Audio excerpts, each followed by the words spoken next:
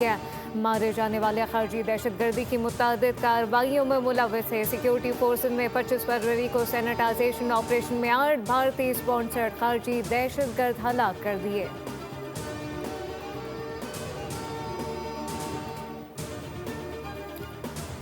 Sher Shah site area में factory में आग तिज़्ज़त की। आग ने पूरी फैक्ट्री को अपनी लपेट में ले लिया।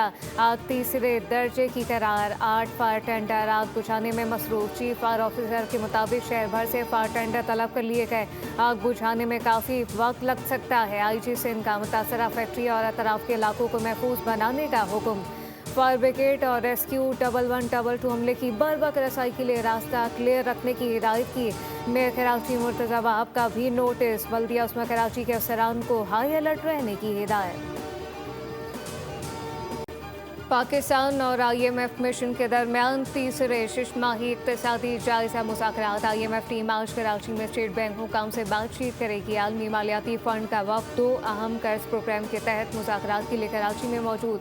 IMF ने मुत्तहदा अरब अमारात के $2 अरब डिपॉजिट की 1 साल के लिए रवा रोल ओवर में पाकिस्तान की नाकामी पर तशवीश का इज़हार किया। अगरचे स्टेट बैंक ने IMF वफ़द को यकीन दिलाया कि कलील मुद्दती इंतजामात मुकम्मल हैं। मुताल्लिका हुकाम तवील मुद्दती रोल ओवर के लिए अमारात से मुज़ाकरात कर रहे हैं। उधर वज़ीर ख़जाना मोहम्मद औरंगज़ेब ने कौमी असम्बली की कायमा कमेटी ख़जाना के इजलास के बाद सहाफ़ियों को बताया कि रोल ओवर में कोई मसला नहीं, लेकिन समझ नहीं आता मीडिया से क्यों मसला बना रहा है।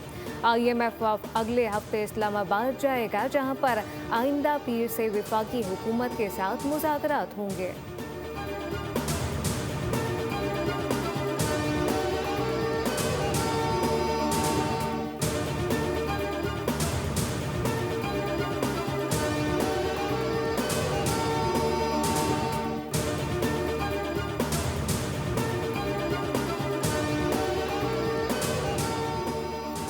वफाकी आईनी अदालत ने टैक्स हुकाम को छापा मार कार्रवाइयों का फ्री हैंड दे दिया। जस्टिस आमिर फारूक का अहम फैसला जारी। हुकाम किसी भी वक्त बगैर पेशगी नोटिस किसी भी जगह छापा मार सकते हैं। छापा मारने के लिए टैक्स दहिंदा के खिलाफ पहले से कोई केस चलना जरूरी नहीं। बगैर केस के छापा गैर कानूनी होने की दलील मुस्तरद। फैसले में वाज़ेह किया गया कि अदालत कानून में अपनी तरफ से कोई ऐसी शर्त शामिल नहीं कर सकती जो पार्लियामेंट ने शामिल ना की हो। पार्लियामेंट ने टैक्स कवानीन के मौसर नफाज के लिए टैक्स हुकाम को वसी इख्तियारात दिए हैं। कमिश्नर को तहरीरी तौर पर यह बताना होगा कि किस कानून के खिलाफ वर्जी पर छापा मारा जा रहा है।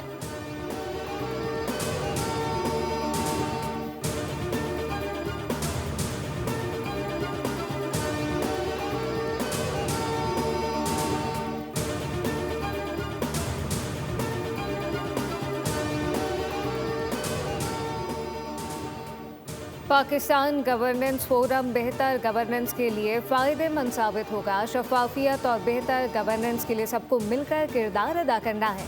हमने स्पीकर के कुछ इख्तियारात को कमेटी के सुपुर्द किया। स्पीकर कौमी असम्बली अयाज सादिक और वफाकी वज़ीर एहसन इकबाल की प्रेस कॉन्फ्रेंस कहा कि जमहूरी निज़ाम में पार्लियामान का अहम किरदार है।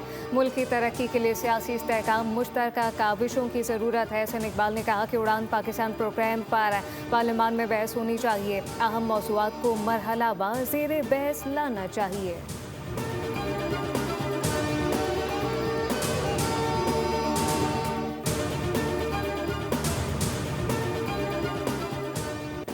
कराची पाकिस्तान का मुआशी हब है। माजी के वाक़यात हादसात के पेश नज़र सख्त फैसले करने होंगे।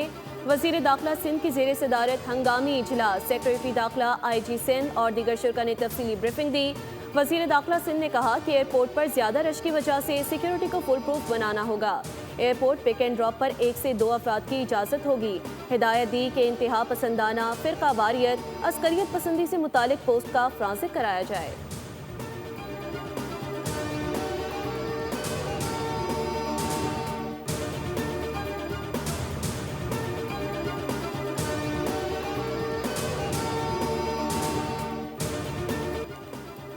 जेनेवा में अमेरिका और ईरान जौहरी मुज़ाकरात का तीसरा दौर आज होगा। ईरानी वज़ीर ख़ारजा अब्बास अराग़ची जेनेवा पहुँच गए। अमेरिका की नुमाइंदगी स्टीव विटकॉफ और जेरेड कृष्णा करेंगे। तेहरान जौहरी माहदे से मुताल्लिक मुसव्वदा पेश करेगा। उधर अमरीकी नायब सदर JD वेंस ने कहा कि सदर ट्रम्प ईरान के साथ जौहरी तनाज़े का हल सिफारतकारी से चाहते हैं। उम्मीद है कि ईरानी हुक्काम मुज़ाकरात में इस मौक़िफ़ को संजीदगी से लेंगे। सदर ट्रम्प इस मकसद को सिफारती तरीके से हासिल करना चाहते हैं, ताहम अमरीका के पास दीगर ऑप्शन भी मौजूद हैं।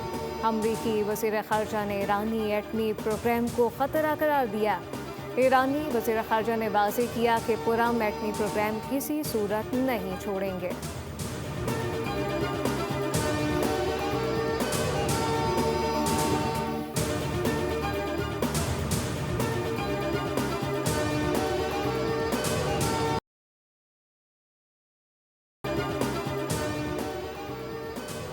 सानेहा गुल प्लाजा जुडिशल के सामने बचाने वाले मज़ीद 2 शहरियों ने अपने बयानात कलमबंद करा दिए। दीगर शहरियों ने भी गुज़िश्ता रोज़ कमीशन के इजलास के बाद पेश होकर अपने बयानात कलमबंद करवाए। गवाहों ने बताया कि जिस वक्त बाहर निकले कोई इनकी मदद के लिए मौजूद नहीं था। कमीशन के सामने चीफ बार अफसर ने जिरा के लिए तैयार होने से मुताल्लिक बाकायदा हामी भर ली।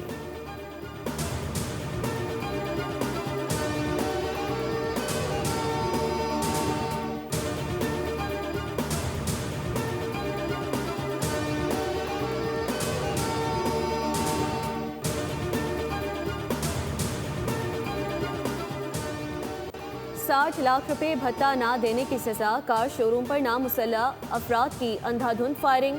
वाकया न्यू कराची सेक्टर 11B में पेश आया। खुशकिस्मती से कोई जानी नुकसान नहीं हुआ। शोरूम मालिक ने धमकियों के खिलाफ न्यू कराची थाने में मुकदमा दर्ज करवा रखा था। पुलिस के मुताबिक फायरिंग में मुलविस अफराद का ताल्लुक मुबैना तौर पर समत काठेवाड़ी ग्रुप से बताया जा रहा है। मुल्जिमान 2 मोटरसाइकिलों पर सवार होकर आए और फायरिंग के बाद फरार हो गए।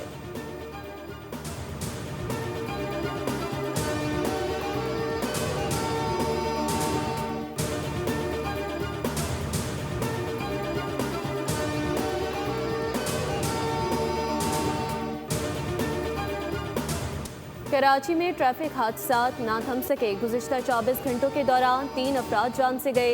शाहर फैसल में गाड़ी मोटरसाइकिल सवार पर चढ़ दौड़ी। हादसे में नौशाद नामी शख्स जान से गया। बनारस में वाटर टैंकर ने मोटरसाइकिल सवार की जान ले ली। स्कीम 33 सर सैयद चौक के करीब नामालूम गाड़ी की टक्कर से मोटरसाइकिल सवार जान बहक हो गया। रिपोर्ट के मुताबिक कराची में 2026 के 56 दिनों में 166 जानें जा चुकी हैं, जबकि 1600 से ज्यादा अफराद जख्मी हो चुके हैं।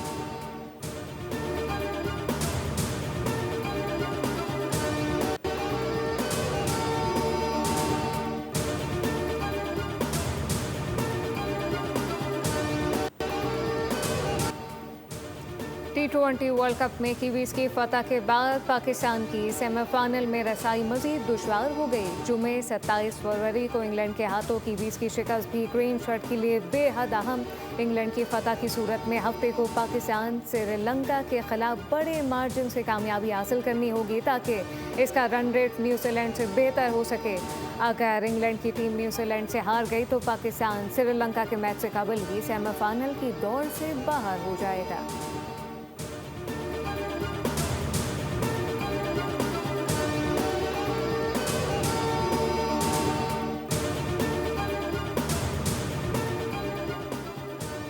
पाकिस्तान की इंग्लैंड के हाथों शिकस्त। ऑनलाइन हिरासत करने पर कौमी T20 कप्तान सलमान आगा की अहलिया का रद्द-ए-अमल सामने आ गया।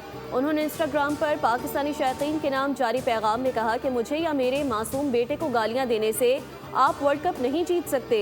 पाकिस्तान की शिकस्त पर टीम की कारकर्दगी और क़यादत पर शदीद तनकीद हुई। बाज़ सार्फिन ने हुदूद पार करते हुए सलमान अली आगा के अहले खाना को भी निशाना बनाया, नाज़ेबा पैगामात और धमकियाँ दी।